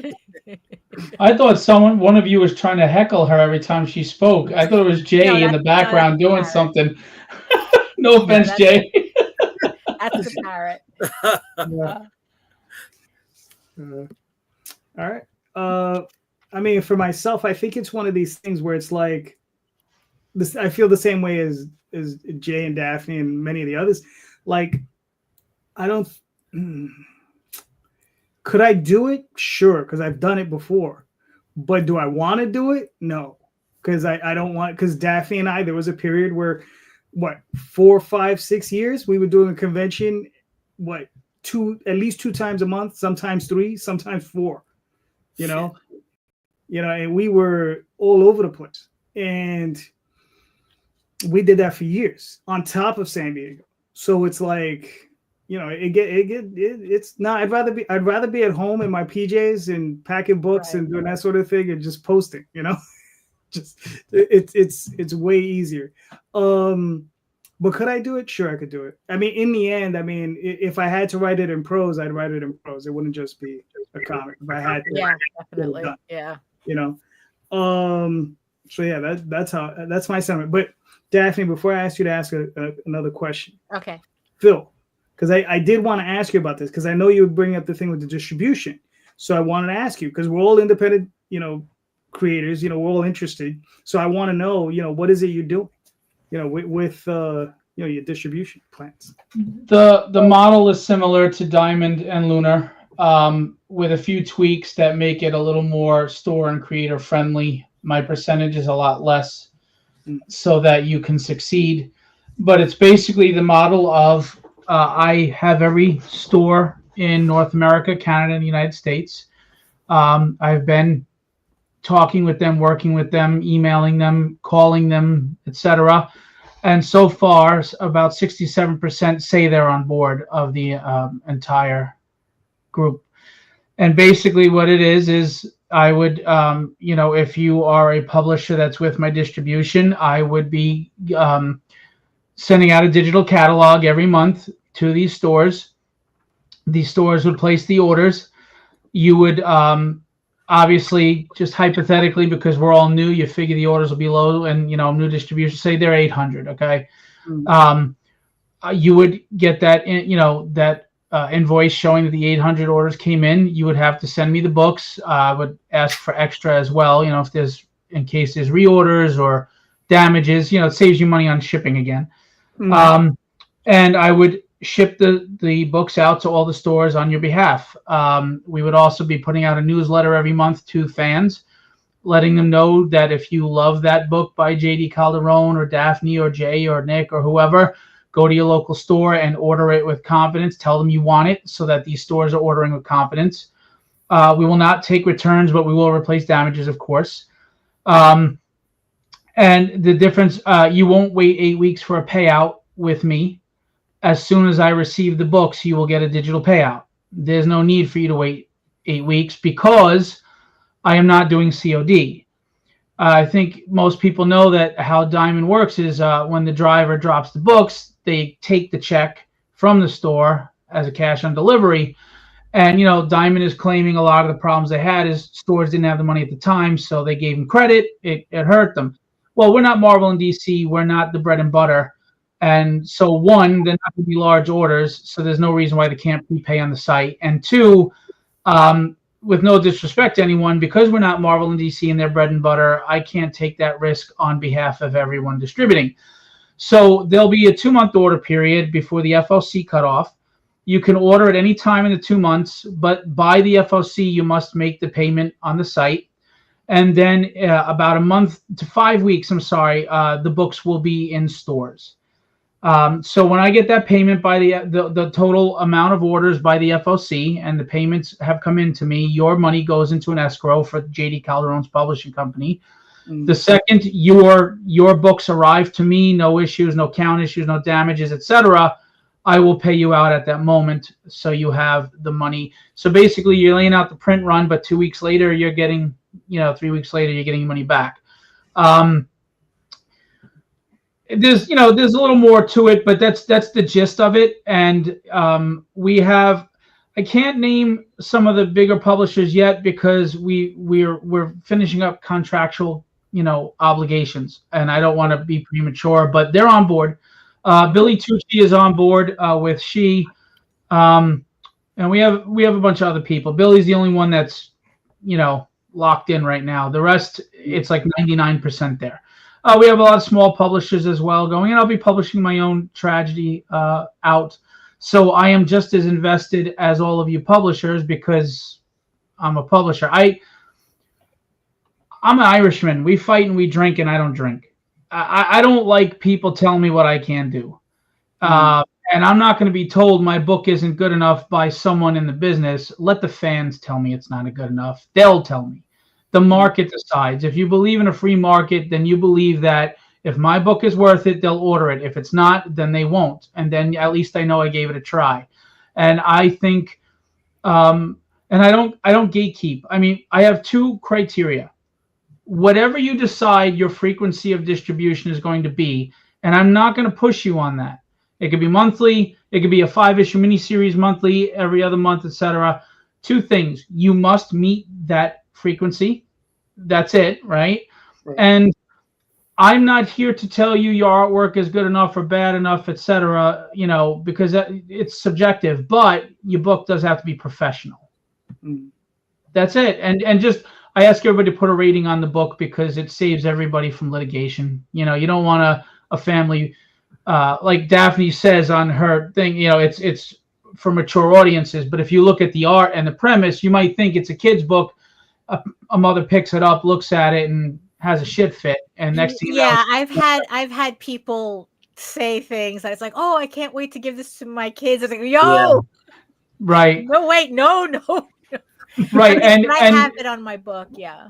Now, I will not tell you what your cover price has to be, but I will make suggestions, obviously, because comic stores need to make money, but at the same time, you need to not lose money. Printing is expensive, and it's hard to find a good printer. I have a printer right now that that if anybody's struggling with that price, they can make it. Now, I'm not gonna say what my percentage is outwardly, but it is low. It's very low. Let's just say that you will walk away at least with 50% of your MSRP on your own book, which is how it should be.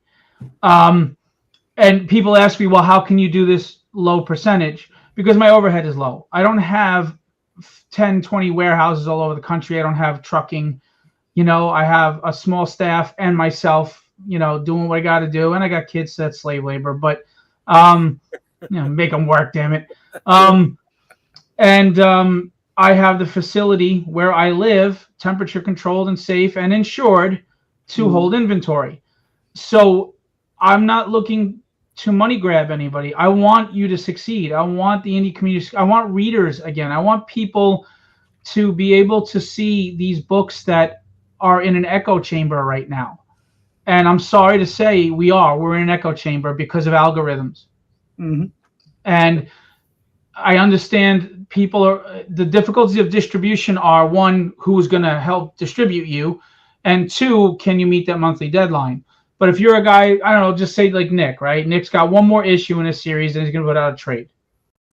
Well, maybe Nick comes to me when the 4 issues are done and he says, I just want to put it out for 4 months straight, and then I'll put the trade out in 5. And he gets it out to a larger audience. I mean, I can't control what the numbers and the orders are going to be, but I'll sure as hell do what I can to help. Like with the newsletter and things like that. So I'm also offering something else to people, even if they don't distribute through me. Because I have this list, which I'm not giving out to anyone, obviously. It took a lot to get, and I've been off it, actually, and I said no. Say Nick isn't distributing with me, but he wants his Kickstarter out. If for a small nominal fee, Nick gives me that flyer, I will put it in with every package that goes out to every store that is ordered to try to help get you out there. It will help crowdfunding. It will help you break the algorithm. I mean, because there are a lot of people, and at the worst case scenario, there may be people that they're intimidated by Kickstarter. They don't know how to use it, and they would have bought it, and if it was in a store, but they see Nick's flyer and he says, after the Kickstarter, contact me, they can go to his website, and it's generating traffic to his website. So we've gone so digital that everything is saturated now. How many emails do we all get a day from Kickstarters that we just click, delete, or look at quickly, we don't pay attention to? You're in a sea now, right? We're drowning. But we have to try to adjust. So if not only are you getting those email updates, et cetera, your newsletter, but you're actually giving a newsletter physically to stores, now who knows who you're reaching, right? I mean, that letter goes to stores, the stores put it out, it goes to Zap Comics in Jersey, right? And Corey's, going, oh, look, I forgot, Nick's got his campaign, and we put it up in the window, I mean, the idea is there's a lot of competition going on in the indie community, and I'm not one for that. I feel my stuff is good on its own, and if Daphne's doing great, that just makes everything better for everyone, because the more the community gets respect as an independent community, the more they're going to get eyes on us. There's no revenue in this community right now unless you're already a big name in the market.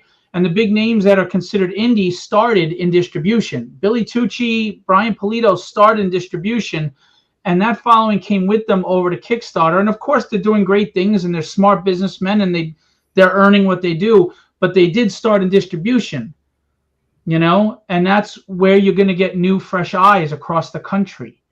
That's where you're going to get the casual that is just walking in a store and goes, oh, I like, the Bad Girls from the 90s. What is this? And check it out. That maybe they wouldn't see it because the Kickstarter algorithm has you 75 campaigns down. Yeah. So I am in distribution. Again, I'm new. So we're working on the relationships. I don't know what the numbers are going to be for anybody. But it will be the same type of service as Diamond and Lunar, but more creator friendly, so you can win. We need to win, guys. We need to win. Enough is enough. Mm-hmm. So, Phil, real quick, when do you expect the launch? Either a soft launch or hard launch? When do you expect that to happen? So, Bleeding Cool is going to do my press release, he says, and others will follow. And I have other marketing outside of the social media realm that we're doing. July 1st, the catalog will go out. The FOC for the first order run will be September 1st, with books launching in stores on October 15th. Okay. And then, of course, it's every month after that, a new catalog comes out, and then we move the other books into a reorder section. So that way, like, again, just using people on the panel, if Chris or Brayden or anybody, you put your book 1 out and maybe you got 800 orders, the next month they're ordering book 2 before book 1's out. But that's how it is with Diamond already too. That's how it is. They order, but by the time book 3 comes, they'll know how you're doing because book 1 has already had its orders, book 2's got its orders. You know what I'm saying? And they'll go from there. And it'll be monthly. Now, if you come to me like, look, I can't do a monthly schedule. I've got 3 books in. I got 1 more to do. I'd like to do it quarterly. That's your business. I'm not your publishing company. I'm the mailman. Who the hell am I to tell you what to do with your publishing company? And some people say, well, is that good business? Because, you got to make your money. Again, the percentage I take off the distribution is not my moneymaker. This isn't my job. You know what I'm saying? I don't have overhead that requires more than I'm taking. I will make a profit on my percentage based on the more publishers I have on board. It's that old adage, right? It's the slow dime or the fast nickel, right? So, or is it the other way around? Fast dime, slow nickel, right? So I've done the math a million times. I've been working on this for a long time. Like my campaigns, I work with a lot of Marvel DC artists, Chris Picciolo, Will Spatasio, and people would say to me, why the hell are you working with them for Kickstarter? Nobody on Kickstarter cares. I never plan to stay there. I've been working at this for a while. I'm gray because I don't sleep. And I want to win. I don't like to lose. And I don't believe in a no-win scenario. And I'm not accepting that our only option is this. I'm not. And maybe this doesn't succeed. I don't know. But I'm sure as hell going to find out by giving it my best try. And anybody who wants to come aboard, I want you to succeed too. What's the name of the distribution company? Philbo Distribution. Okay. Now the name comes from my wife. I'm a big Lord of the Rings fan, and I have huge feet, so she calls me Philbo. So I'm taking the 2 most important things in my life, my family first and comics second, and I put them together. Okay. Do you have a website for the I do, but it is not a retailer website. It is for LCS to sign up. It's behind a wall because I don't want, obviously you give the retailers a discount, and the public can't be privy to that, So we've had quite a few signups already. I'm actually more than I expected. I'm very, very happy with that. It's nerve-wracking. You're hoping the LCS buy into this. But people, look, guys, I'm 52, and there's older guys like me that feel like comics aren't written for us anymore. Okay. And to be honest with you, I think a lot of young people are not really liking where comics are right now in the Western world, right now, Marvel, DC, etc. They're kind of, how much can you write about a character for 3,000 issues? Like 1,000 issues and 15 miniseries. So there are people that want to read ongoing series again. They just don't like what's out there. They want something fresh, something new, maybe something from the start. I'm number 1 again. I mean, and you know how I know there's people that want ongoing series, despite people clamoring that's not true? I don't buy it. You know why? What was one of the biggest reasons people got pissed off in Marvel DC? The constant reboots. Mm-hmm. They want continuity. They want a monthly to go out. They want to feel like it's Christmas on a Wednesday again. They want that. They just aren't getting it. I even say that for like Marvel too, especially like I tell new people, have fun trying to read an X-Men book these days. The continuity is dog shit. Yeah. In order to understand what's happening in this new series, you have to read 5 other series, and for the new reader of X-Men, the new fan, that's very overbearing. That's very overwhelming. Right. So, like it's not, and especially too, another gripe I have that they do is like, I was just saying this to my girlfriend today. Every character has a spider suit. Every character has an iron suit. Like it's boring. It's like nothing, like extravagant. Like and I agree. Yeah. And if you think about it, independents like us, we're not beholden to shareholders, or we don't have those editors like you mentioned before that are saying you have to do it this way. We're going to do what we want, and that lets the fans be your editor. I didn't like it. All right, then you decide to readjust or do something new. But at least they're getting something new, something fresh, something that is passion-driven, something that is a love for the medium. And I think we need that injection into the industry again. I really do. I'm very passionate about this. I look at all of you, and I know how much you care about your properties. And I know how you're frustrated, like I am, when you see sometimes it's baffling to see what people latch onto and will throw millions of dollars at, and you're like, but why aren't you paying attention to this? This is like really good. Like I mentioned Randy Zimmerman before. He's putting out fantastic stuff, and a lot of us are. But we're just in the same, we're that hamster on a wheel. Well, something's got to break. And the downside to distribution is, well, who the hell can afford it? Yeah. Well, now you can. Mm-hmm. All right. Cool. Does anybody have any questions for Phil? So where do I contact you, Phil, about that? I answer everybody. I promise you I will. It may take a day, but I will always get back to everybody. Anybody who wants to reach out to me, you just Facebook DM me. But do me a favor. If we're not friends, introduce yourself. Don't just say, hey, yo, what's up? Or send me a link. I'm not opening any damn links from people I don't know. I don't even open them from people I know, because who knows if somebody hacked them. Just approach me in a way that I will want to respond. I guess, it's not about ego. It's about, you just don't know who the hell's reaching out to you these days and for what, So just DM me and I promise I'll get back to you. You can also, if you want, my email is contact@philboentertainment.com. All right, cool. Okay. All right. Daphne, you got a quick question? I don't know. I guess it depends on how everybody answers. Have you ever had a point, and this is kind of like something that I thought about when I was listening to an interview with Rick Rubin. He's founder of Def Jam. Have you ever had a point where you wondered, it's like, you know what? Maybe I shouldn't have monetized this. Maybe I should have just kept this as my passion project and maybe just, made money elsewhere so that I could just not worry about whether this thing is profitable or not. Have you ever had that? Can I start? I got it. Go ahead, Jay. Go ahead. We'll start with Jay for a change. Well, the funny thing is, I don't make money here at all, so I have to make money elsewhere. Yeah. That's where I'm at. We're breaking even, baby. We're breaking even.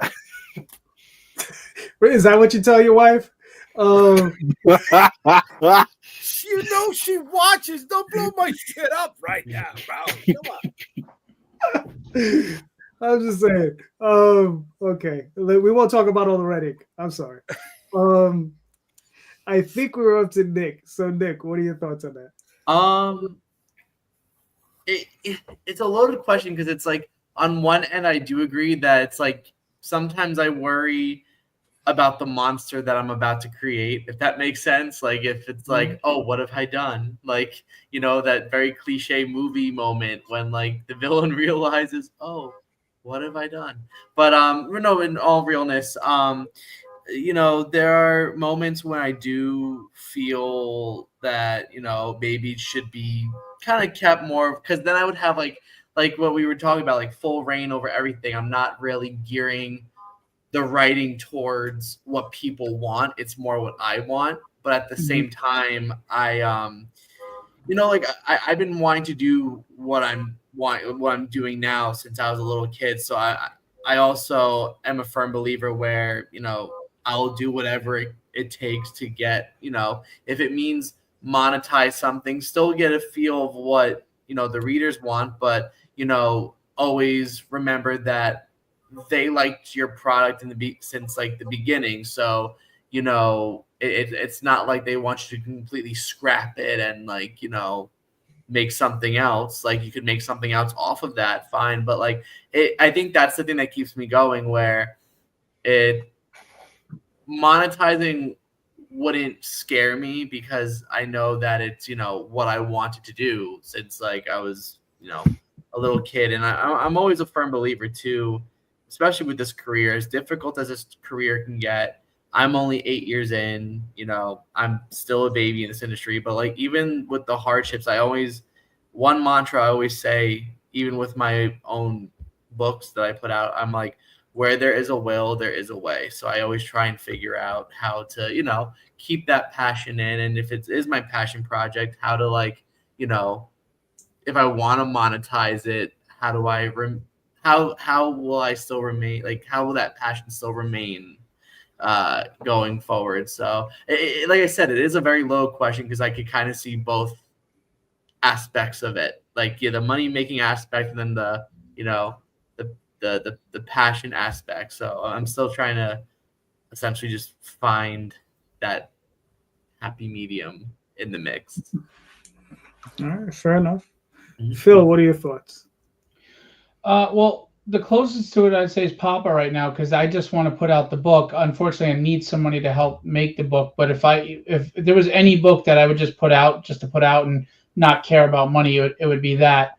But you know, if I was wealthy, yeah, I'd just put out books for the hell of it. I mean, why not? You know, but unfortunately, being where we are, we need the money to help make the books. But I do think if I had the ability, sure, I would just want to share the stories with people. I mean, yesterday for Free Comic Book Day, I put up 5 digital PDFs for 24 hours on my Facebook page for anybody to read. So, yeah, I don't think everything has to make $1, especially if it means something to you. All right, cool. Chris, what are you thinking? I've already hit that point. That's why Jazz Chapter 0 went from being a Kickstarter book to a book that I was selling at bookstores to just being a free book that you can now get digitally. I just felt like I needed a good entryway into my series, and I think people are able to buy in early, but I feel like if I give you a free chapter, then that will entice you. It's like a marketing thing, but yeah, that's already happened to me. So I kind of had that whole experience. All right, cool. Brayden, what are you thinking? Kind of to piggyback off Phil's answer, Haven probably would have been that for me. When I started out, Haven, it was just a passion project. I actually started writing it because my uncle died of cancer, so I can relate to you there.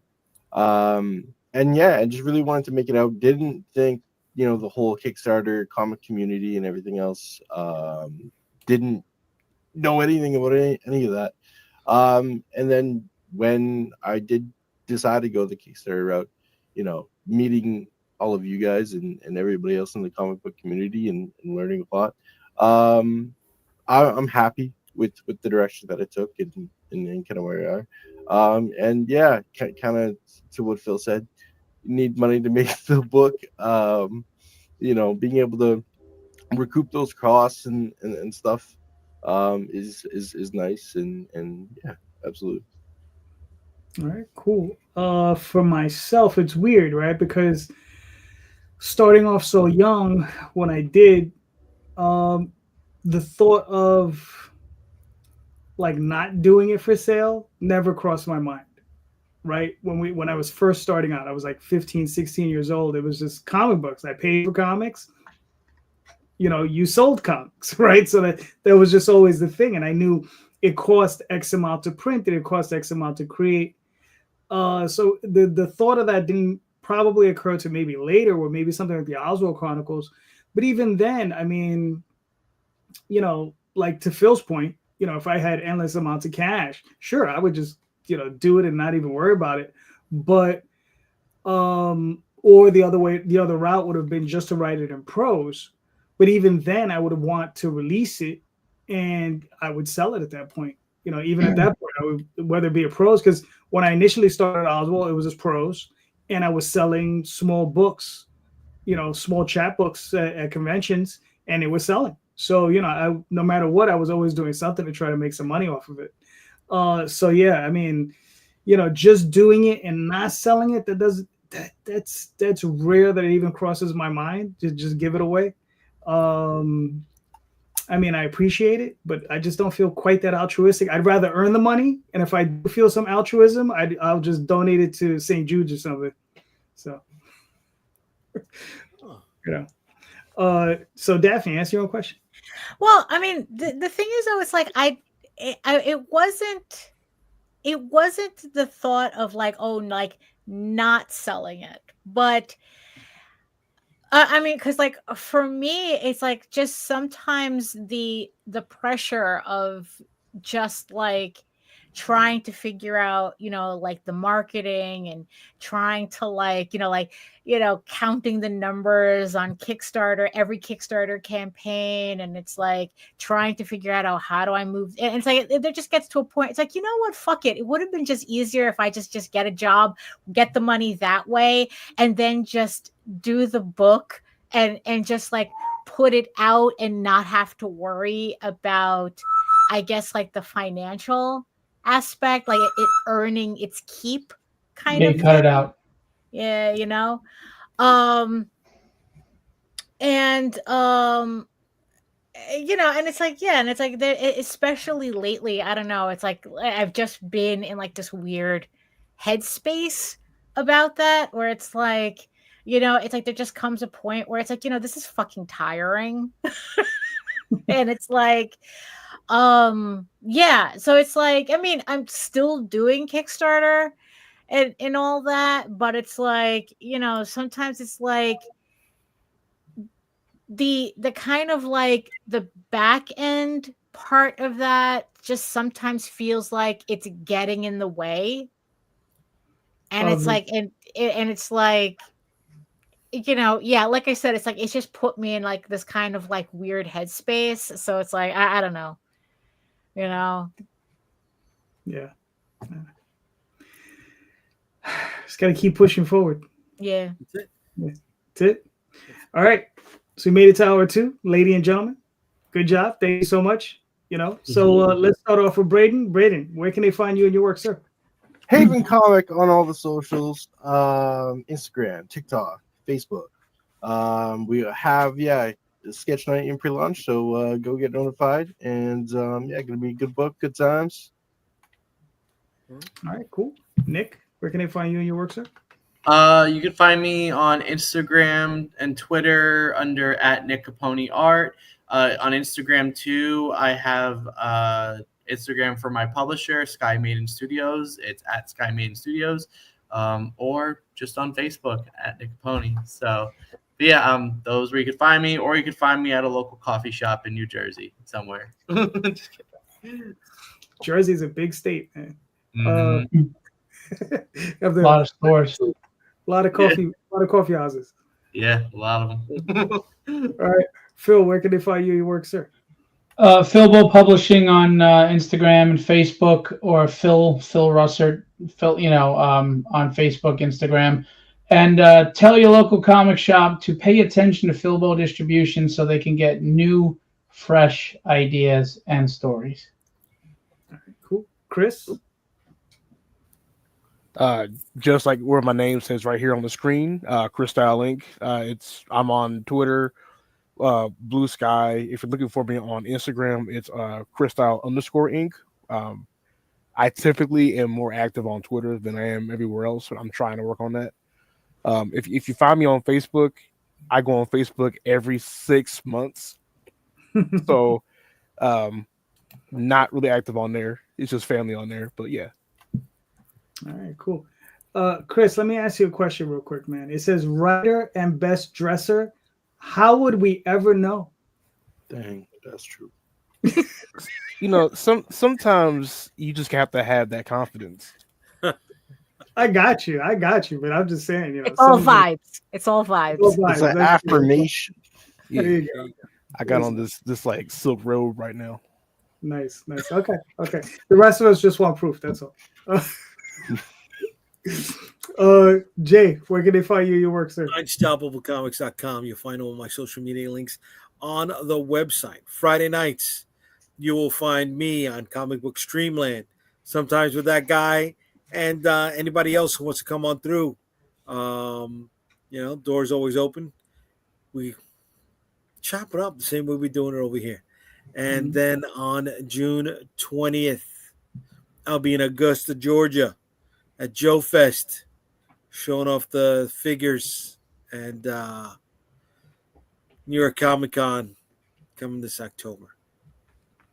All right, cool. Daphne? Oh, you can find me at my main portfolio site at egoworks.com, EGOWORKS, where you can find links to all of my galleries and social media sites, but I mostly post to Facebook if you're interested in seeing sketches and current work in progress updates. And you can also find me at my channel on YouTube at Daphne Lage, Lage Art, for an archive of all the videos on how I make my work, and also for my semi-weekly art live streams Wednesdays at 4 p.m. Eastern. All right, cool. And I am your host, JD Calderon. You can find me on Kickstarter. So with Tenchi Muyu, Yazo Chronicles soon, and Magi's Grace #2 very soon as well. Facebook, Instagram, DeviantArt, Twitter, all those different places. So, you can find me all the different places. And yeah, sometimes with Jay on his Friday show. All right. So until next time, everyone, thank you so much. And remember, check out the links on the show notes. All right. Everybody's books are in there. So click on those links, pick up some of these books.